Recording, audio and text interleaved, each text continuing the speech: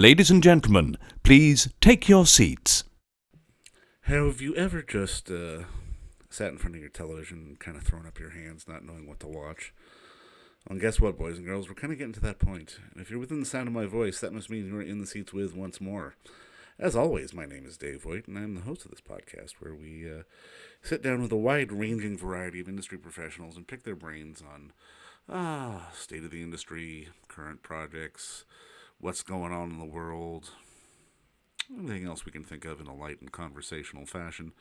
And if you'd like to subscribe to this podcast, we hope that you would, because you're listening to us right now. You can do that wherever you get your podcasts, really, from Amazon, Apple, Spotify, and plus you can find all of our episodes archived over at our YouTube channel. We'd also really appreciate it if you would follow us on social media. You can do that on Facebook, Twitter, and Instagram at either @InTheSeats or at It's Podcast One. And finally, and probably most importantly, please give us a visit over at intheseats.ca for all the latest and greatest movie news reviews from our hardworking team who just really loves talking about the moving image, and they love it when people read about it, and so do I. I guess that dovetails into who we're talking with on this episode. Because like I said at the top, the streaming options out there are becoming so prolific and so out of this world, especially with the new addition of the Star tab on your Disney Plus function that adds all the 14 and over content, and with things like Paramount Plus coming, and then still people like Netflix and Prime pumping out an abhorrent amount of content. I hate saying content, but films, television, you know what I mean. It's one of those things where there's so much stuff that it's hard to know what to watch anymore. And we sit down with a couple of friends of the show, our good buddy Mr. Eric Marchen from Cinema Scene, and the indomitable Teri Hart, to talk about streaming and what's happening going forward, and how all this change is really going to make the landscape out there look incredibly, incredibly different from what it is now. There's a lot of changes on the horizon still coming in this business, and it's kind of interesting to see. And we talked with them both about it, and I hope you enjoy it. And just a fair warning, we did have some technical difficulties on this episode, so it might not sound the best, but we assembled it together the best we could, and hope you enjoy. Say thank you both for coming on. As always, I appreciate you both immensely. Yeah, I didn't have anything to do, and I always like talking to you. So, but I mean, I guess this is the question, because as of when this airs, Star Plus will have dropped with a gargantuan amount of content. And I know internally this is something we've always been joking about in the past with Netflix, and then Prime happened, and then Apple happened, and the streaming wars are coming, quote unquote. It was something we always knew was happening. And I mean, I guess because we're gentlemen here, I will ask Teri the first question, but do you think the streaming wars have officially begun, especially with this big Star Plus drop that we're getting today? No, I don't. Really? I don't think there's going to be a war. I think the war is not between the streamers themselves. I think the war is going to be between streaming and theatrical releases when we get back to movies being released theatrically. And I think the war is going to be between Canadian broadcasters that have rights for certain content that are going to lose those rights when those contracts are up, and therefore our Canadian streaming services like Crave and Rogers property. Rogers owns the FX properties in Canada. Those will go away, and that means that Bell Canada, Bell Media, it's going to be very hard for them to compete in the marketplace without all of that HBO content, when essentially they will not allow that to stay in Canadian hands. And the same for the FX content with Star Plus dropping. Once that contract is up at Rogers, FX, the channel, will be no longer, and it will go to Star Plus. So I don't think the war is amongst the streamers. I think the war, this, and you do the math, guys, and the math ain't that bad. Netflix, $14.99, Amazon, $7.99, Disney Plus with Star Plus is $11.99, Apple TV, $4.99, Crave movies plus HBO, $9.99. You add all those up, it's $60. It's not a ton of money for all of that content. So the question is, how people out of their houses and into movie theaters again? They're taking away that big $20 price tag for Crave and plus HBO, because we're going to get HBO Max and they'll have it at a competitive price. So for Canadians, we might end up saving some money. No, and you're right. That's an interesting point I hadn't even thought of. I guess, Eric, I'm kind of curious because this is one of those things that really has been unprecedented. And we're really seeing a major shift in the media landscape, probably even more so than any of it, even us, thought was going to happen. Yeah, well, to quote Jared's the Joker, we live in a society fueled by content specifically. I mean, having just reread before this, the content conversation that Martin Scorsese wrote about in an essay for Harper's Magazine, and he talks about the idea that movies meant so much to him growing up as a kid, and now the value of that is changing because we're being bombarded by television and commercials and everything in between. Says the guy who made a movie for Netflix. And he references that in the article as well. But it is interesting, we're getting to a point where the lines are blurring. I mean, obviously, there's even been debate, just in the last couple of months with the Steve McQueen series, Small Axe. I think Mangrove is 10 times better than The Trial of the Chicago 7. But at the same time, it's like, did Amazon make the right choice in calling it, television when it is a 2-hour, movie for the most part, especially with, someone like Steve McQueen directing. So it is fascinating to have this conversation and sort of depict or dissect what is television and what is film and what is in between, because it is changing so much.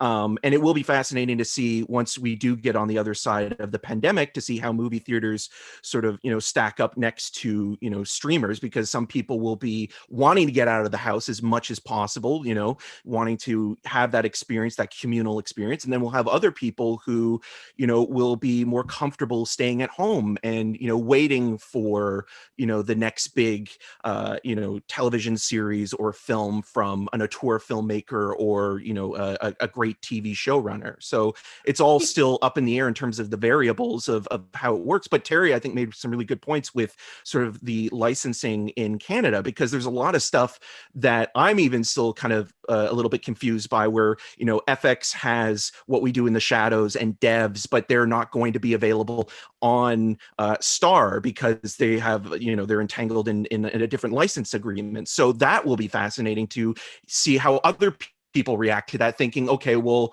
all this should be on Star, but it's not. Well, it's not yet.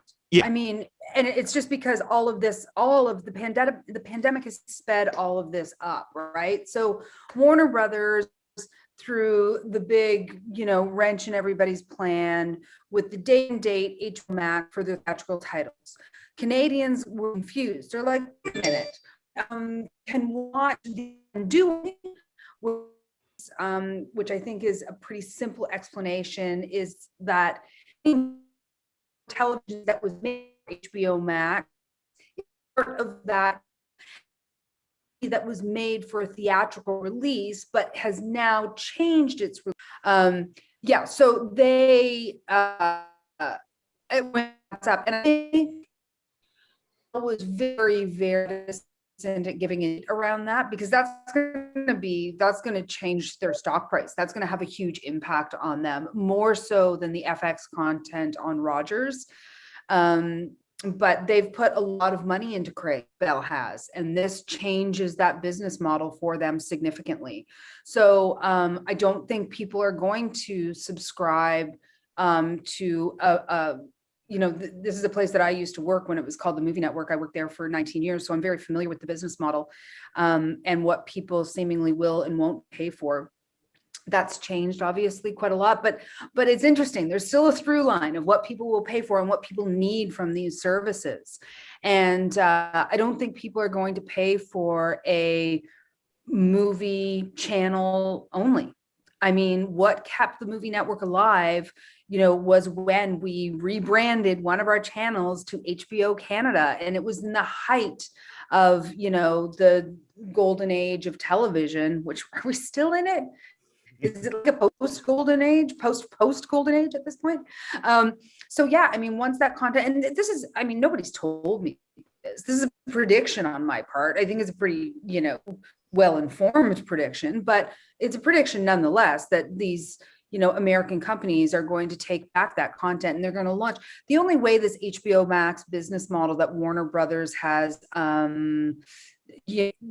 themselves to, the only way it works is with a global business model like Netflix or like Amazon. And they jumped the gun with the business model because of the pandemic, and they didn't know what they were going to do with all the movies that are queue. Warner Brothers puts out more movies than any other American. Figure out a way to get into audiences' eyeballs and to somehow impact their business model. And they figured, well, everybody else is going to streaming. We got to bolster our HBO Max. We're going to do it sooner rather than later.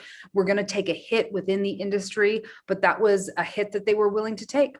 And so once all of those distribution deals around the world, once they all wrap up, all those rights will go back, and we will see HBO Max is opening up in Brazil, in Canada, in the UK, in like all the places that don't have it right now. And this business model will be like Netflix.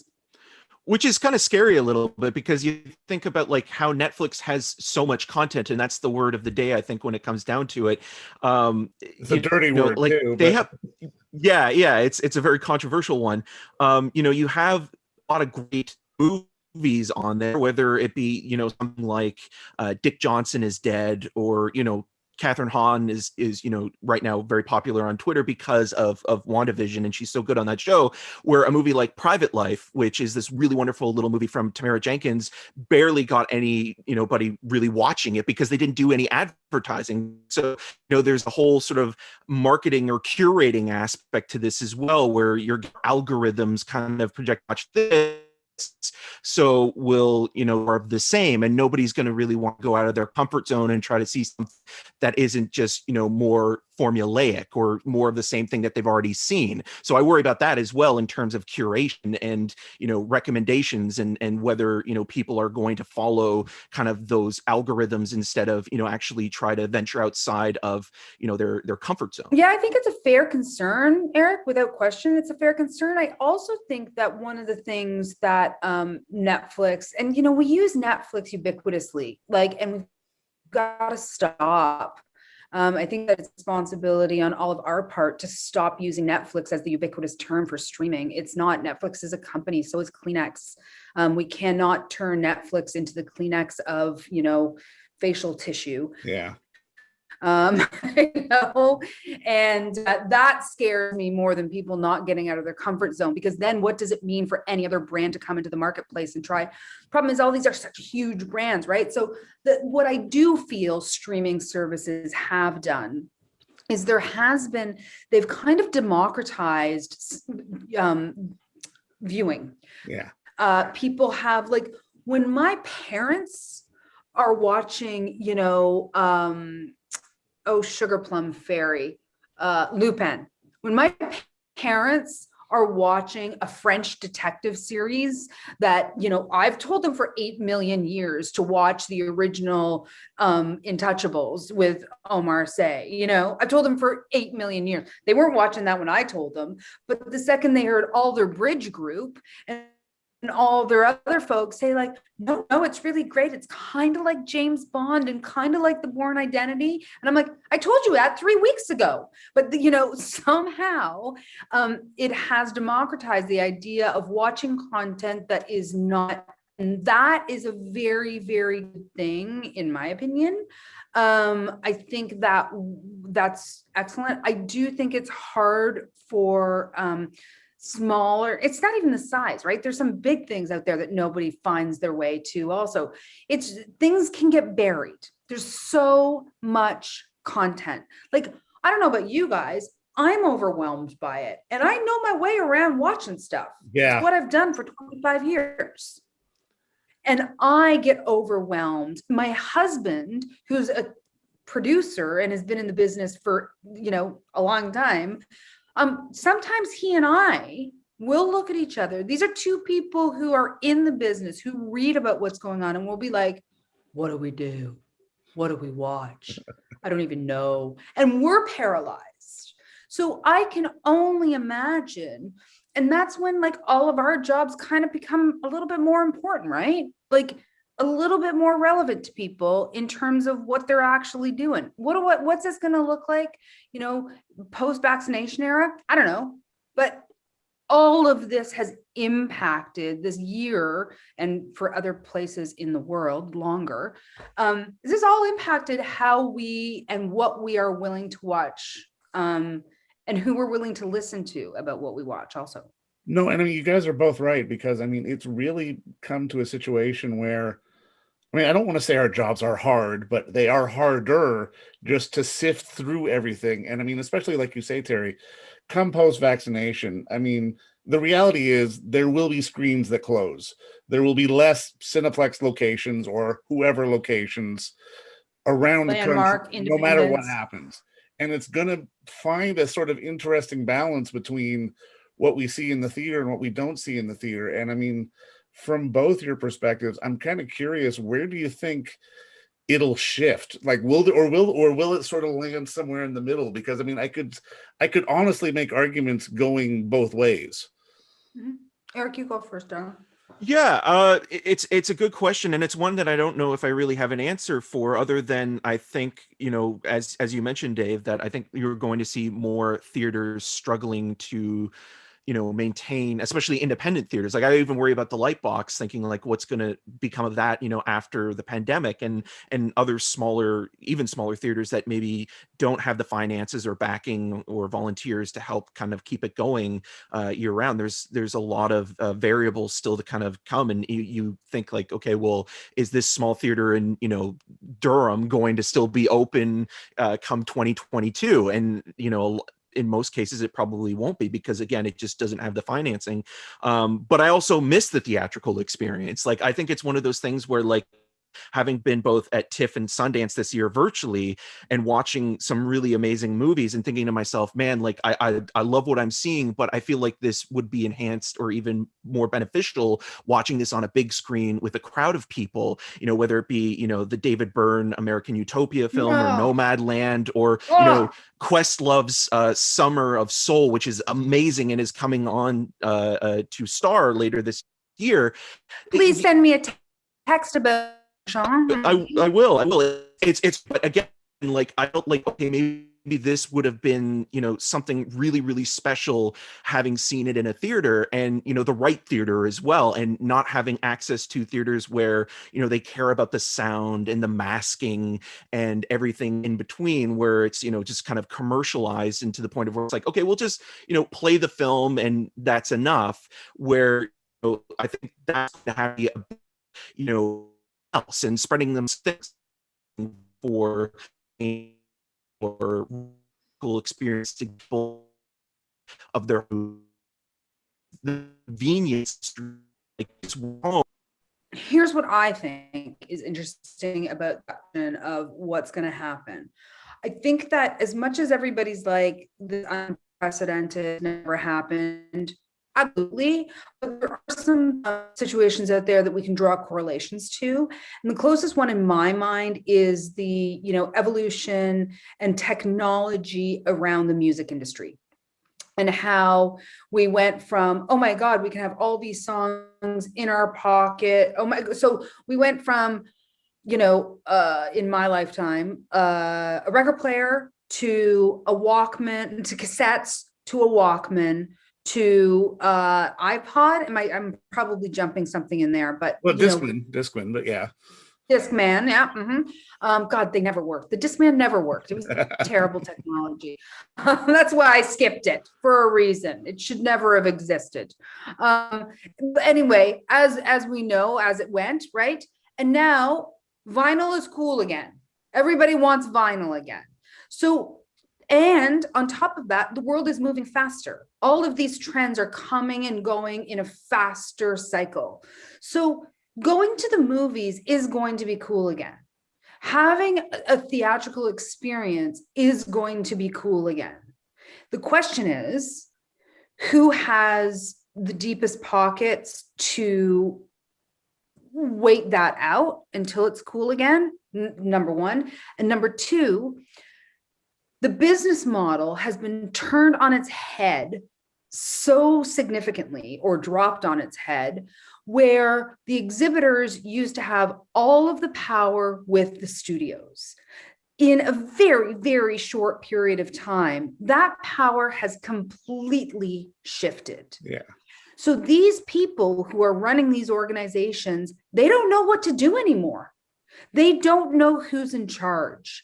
And so not only is the business model upended, but how they're doing business with each other, the actual human element of power and who has it, that's all gone the way of the dodo. So it's going to take a while for them to figure that out, to have a new playing field, if you will, and then for the population to be like, oh my God. I mean, the example I always use, Dave, I might have used it with you before, and if I have, please excuse. But I just think it's a perfect example of this. Place.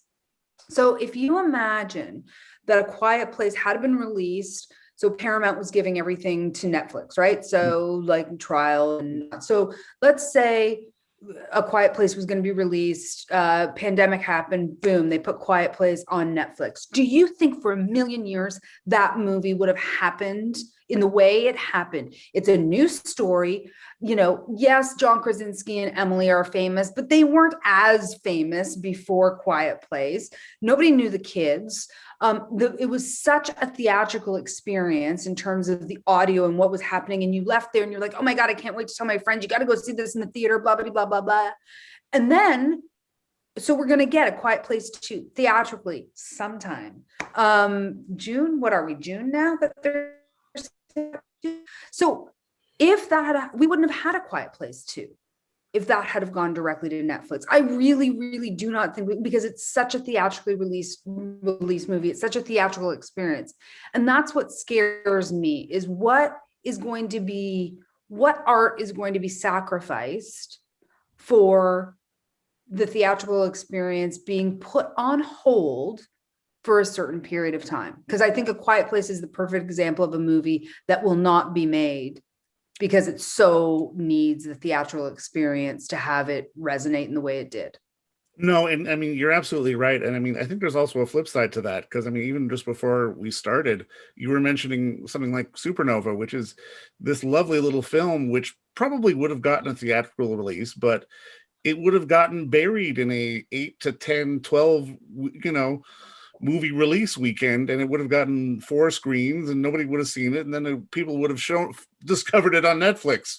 You'd have recommended it to family members for months and years, and then your parents would go, hey, did you see this movie on Netflix? That's kind of it. That's the thing I'm kind of struggling with, just sort of where the middle ground in all of it's going to be. I mean, I think in all of it is going to be a new normal.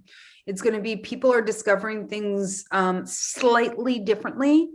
Word of mouth has always been the strongest marketer for every single movie. You think back to a movie like the M. Night Shyamalan, I See Dead People. Sixth Sense. Yeah. Thank you very, very much. Sorry, guys. Whew. It's been a while since I've had to go into the recesses.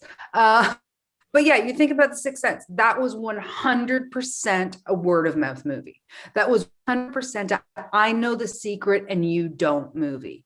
And that is the magic of word of mouth movies, right? And in some ways, all movies need to have that I know the secret and you don't quality to them to really have word of mouth make any sense. And Supernova has that I know the secret and you don't, right? Like every movie has to have some kind of mystery element to it that makes you go, I'm in the know, and I want you to be in the know because being in the know about this is delicious.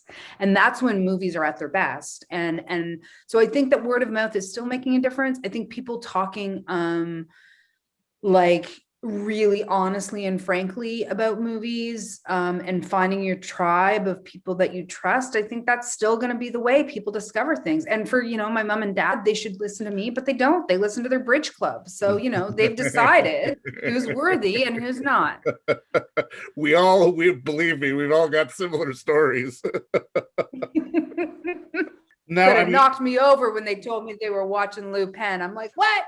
That's an important thing to talk about. I mean, like being in the conversation, because I mean, again, social media plays such a huge part in everyone's lives now, where you see, certain things trending, or like, oh, everybody's seen, the Queen's Gambit now, or, Tiger King or The Last Dance, because, it's been trending online and people are talking about it, and it builds word of mouth through, the streaming service, whether it be a Netflix or, a Disney Plus or what have you. But yeah, there is a magic to going to the theater and seeing something and being in on what this movie is. I mean, obviously even going back to like Alfred Hitchcock's Psycho, where people were not allowed to be admitted like 10 minutes after the movie started, and not to reveal what happens in the first act of that film. And then like Blair Witch Project, or even heck, My Big Fat Greek Wedding, which really became kind of a word of mouth hit because people were talking about it and again. So there are tons of movies that benefit from the theatrical experience in a long-term way. It's not just, okay, the week of or 2 weeks, being number one at the box office, which is also probably going to change quite a bit, moving out of the pandemic, where the idea that, okay, just because you're a number one movie doesn't mean that's success anymore. So that's going to be fascinating as well. Yep. No, it's all, and I mean, when, like, I'll be honest, and maybe I derailed this for you, Dave. Sorry if I did. When you asked the question, have the streaming word, and I don't. That's like, I think that if people think that's history, I think that, like, and yeah, for sure, people are outraged. Why is my Netflix going up? And but when you actually do that math and you think about $60 a month, and how much content is on there. And, people are way craftier than I am about this stuff. People will join Netflix for 2 months, binge a bunch of stuff, drop Netflix, join Disney Plus, Star Plus. Oh my God, there's too many pluses. For a couple of months, drop that. Nobody's dropping Amazon because everybody. Pardon me? Paramount Plus coming soon. Yeah, Paramount Plus coming soon. Everybody's gonna keep Amazon because everybody wants their free delivery, right? And you get certain. So Amazon has like the free pass, like until eternity. So yeah, I mean, I guess the real question is, if you're looking at the streaming services as they sit right now, Netflix, Disney Plus, Star Plus, Amazon, Crave plus HBO, and Apple. Am I missing anything? Those are the big ones. Yeah. Those are the majors. Yeah. Yeah. And then you've got Acorn, and then you've got, So. Oh, there's a whole host of. Like Criterion Channel and Mubi and things like that. Yeah.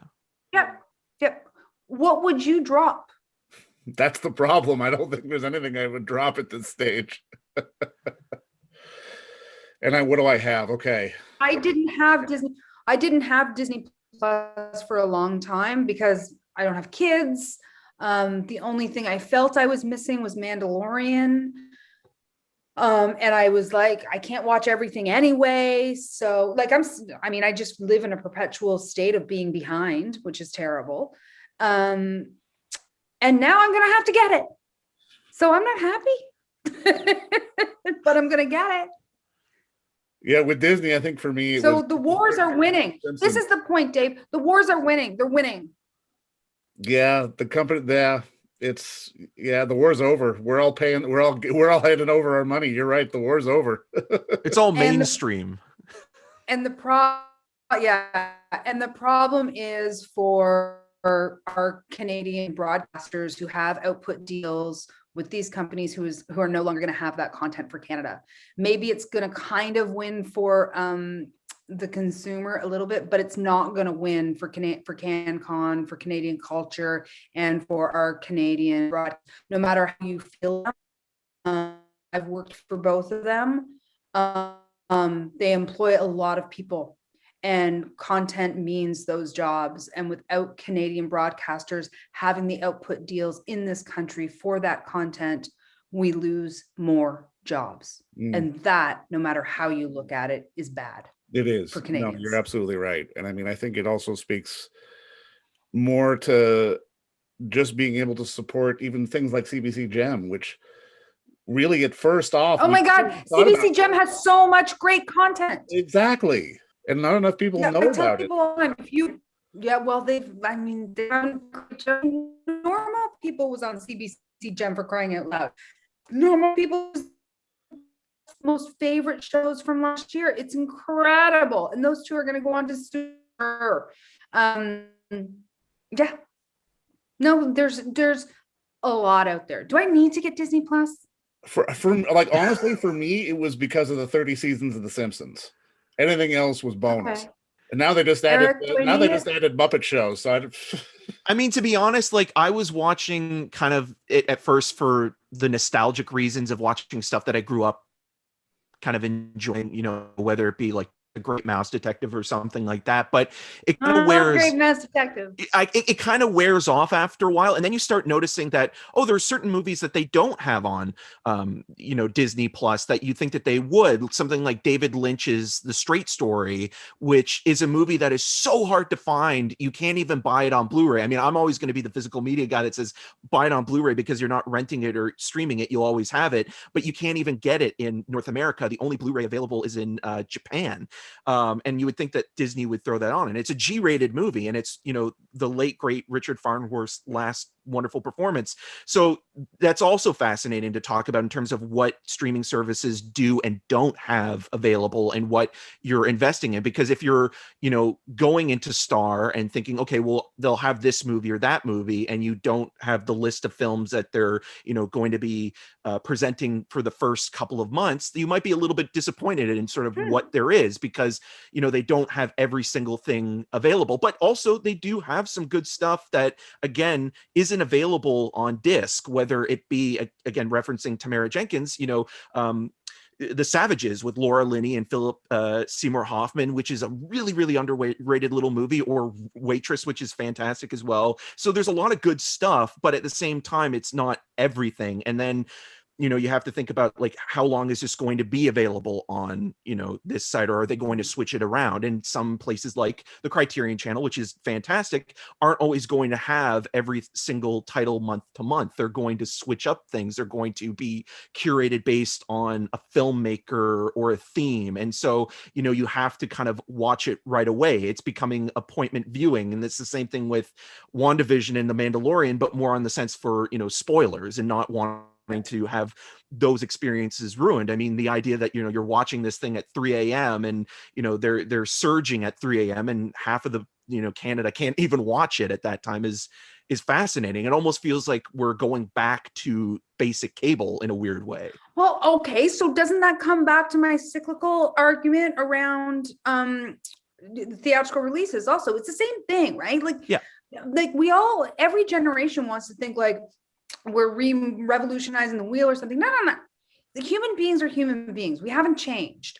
Things go around, and good executives of good companies predict these things to happen. They weather the storm, they whatever. Now, nobody could have predicted the pandemic. Nobody could have predicted how this sped up this change in our industry, but this change was forecast for a long time. Yeah. And I think that, exhibitors are going to have need to have a long, hard look at themselves in the mirror in terms of their own complicity in their business model and how stringent they were around windows. For anybody listening not familiar with what windows are, that was the amount of time a movie had to be in theaters before it could be on for pay-per-view, and then for what was it? In theaters, home release, pay-per-view, pay TV, and then free TV. Cable, then broadcast. Yeah. Yeah. So those are the windows. And exhibitors were really strict up until, March 20th, 2020. And that seems like a little late, doesn't it? I feel like they're going to have to take a long, hard look at themselves and the decisions that they made as business leaders, and to their shareholders about, what's gotten them into the position and their own complicity in it. No, and you know what? I hope Ellis Jacob doesn't listen to this podcast. But I think that's a good note to end on, though, because it really does speak to, a lot of that points that we've all been making. Just, it really feels like in our jobs, but also in the industry, that curation is going to be so much more important. It's like there is onus on us to watch and understand more, and there's onus on the programmers of the theaters and our owners on the programmers of the television stations to really get more active and get more creative with curation, which is something that I hope really does happen going down the line. I agree. When I was at TMN, the movie network, for all those years, we would have meeting after meeting, and the word that we used all the time was guidance. Our subscribers need guidance into what to watch. And it stayed with me up until now, all these years later, is people still need somebody virtually, physically, online, in their community, however they see them, to hold their hand and say, trust me, watch it, just trust me, and here's why you should, or here's why you shouldn't. But people need that guidance. It's human nature. No, and you're absolutely right. I think it's an important thing, and I'm glad we all live in a world where we can have the opportunity to provide that guidance in some way, shape, or form. But just my Zoom's about to run out, so I will cut you both off and just say thank you both for coming on. And don't forget to visit our friends over at Bay Street Video for all your DVD, Blu-ray rental, or purchasing needs this summer, as they are still open for curbside and some mailing delivery as well. Over at 1172 Bay Street, Toronto, Ontario, Canada, you can give them a call at 416-964-9088. That's 416-964-9088. Or send them an email at baystreetvideoto@gmail.com for any of your DVD and Blu-ray needs.